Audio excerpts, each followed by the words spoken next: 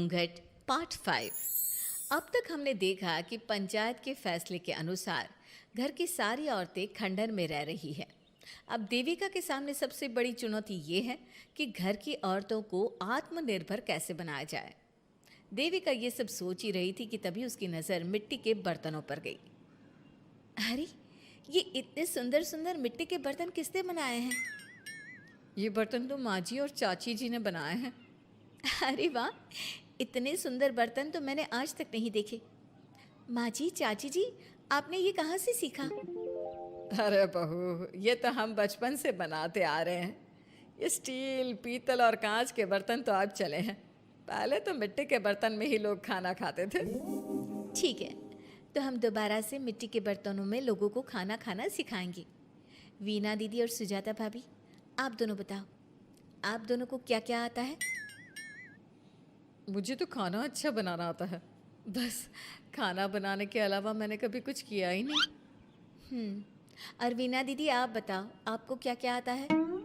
पता नहीं, मैंने बचपन से यही सुना है कि लड़कियों को ये नहीं करना चाहिए, लड़कियों को वो नहीं करना चाहिए, इसलिए मैंने कभी कुछ किया ही नहीं। देविका, वीना को सिलाई, कढ़ाई और बुनाई बहुत अच्छी आती है। हाँ, आती तो है लेकिन बहुत अच्छी नहीं। बहुत अच्छी भी आ जाएगी। अब देविका और बाकी सभी औरतें गांव में सबके घर जाती हैं और गांव की सभी औरतों से मिलकर कहती हैं, भाभी जी, अगर आपको अपने या अपने घर वालों के लिए कपड़े सिलवाने हो तो आप मुझसे ही सिलवाना। बहन जी, मिट्टी का चूल्हा, बर्तन या मटका बनवाना हो तो मुझसे ही बनवाना। मैं और विमला दीदी आपके घर के सारे बर्तन बना देंगे। भाभी, आप कभी किसी काम में व्यस्त हो और खाना ना बना पाओ ना, तो आप मुझे बता देना, मैं आपके घर के लिए खाना बना दूंगी। वो क्या है ना, आप तो सारा दिन खेतों में काम करती हो और कभी कभी खाना भी नहीं बना पाती होंगी, इसलिए। इस तरह घर की औरतें जी जान से अपने अपने कामों में लग जाती है। धीरे धीरे उनका काम बढ़ जाता है और वो अपने खंडहर को ठीक करने में लग जाती हैं। वहीं दूसरी ओर घर के सारे आदमी घर का काम संभाल नहीं पा रहे थे। अरे भाई कल्याण, चाय तो पिला दे, जमाना हो गया अच्छी चाय पिए हुए। आप भी ना घर के दामाद से क्या क्या काम करवाते हैं। अभी लाता हूँ चाय। कल्याण, तुम दामाद नहीं बेटे हो, इसलिए इस घर के सुख दुख, घर के काम और बाहर के कामों में तुम्हारा सहयोग तो होना ही चाहिए ना। इतने में कल्याण चाय बनाकर ले आता है। जैसे ही सचिन चाय पीता है तो उसके मुंह से चाय निकल जाती है। जीजा, ये क्या बनाया है, इतनी कड़वी चाय? इससे अच्छा तो करेले का जूस होता है। देख सचिन भाई, मैं तो ऐसी ही चाय बनाता हूँ, पीनी है तो पी, नहीं पीनी है तो अपने आप बना ले।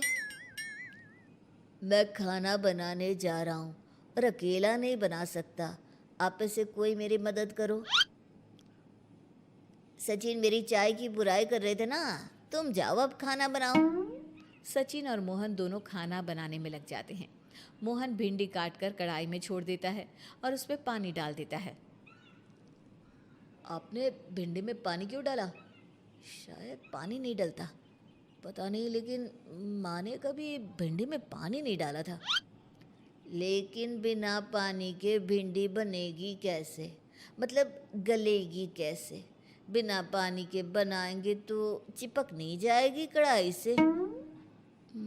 पता नहीं, चलो देखते हैं कैसे बनती है भिंडी। भैया, कितने दिन हो गए ना अच्छा खाना खाए हुए।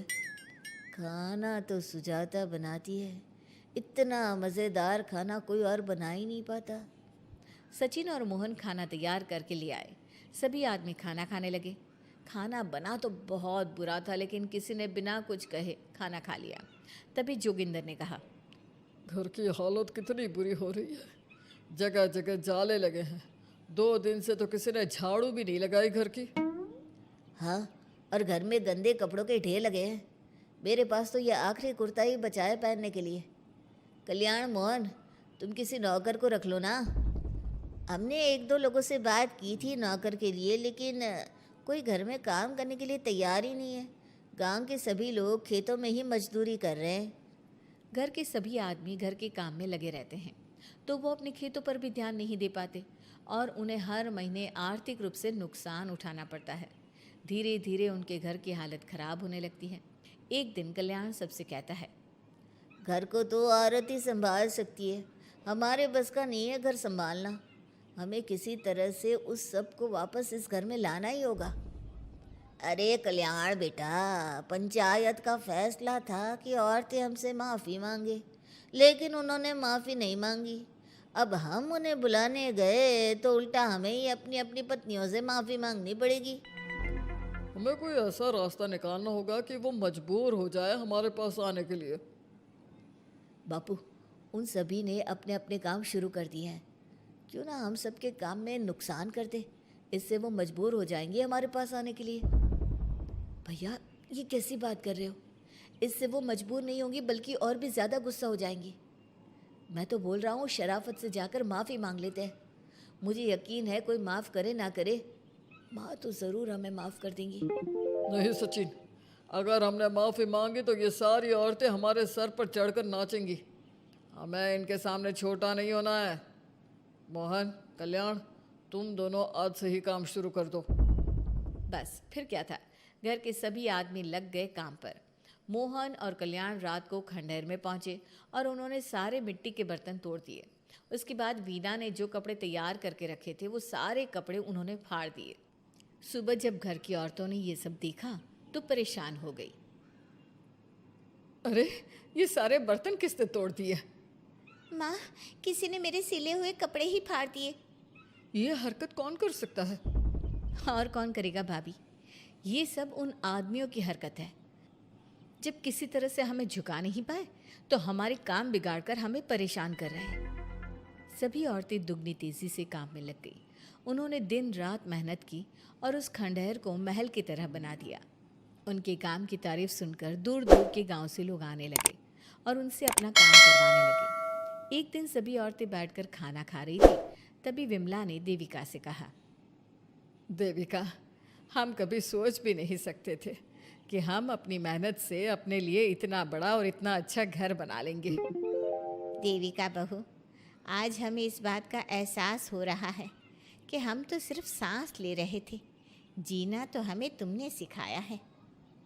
मुझे तो अब भी यकीन नहीं हो रहा कि मेरे पति की पहचान के अलावा भी मेरी कोई पहचान है।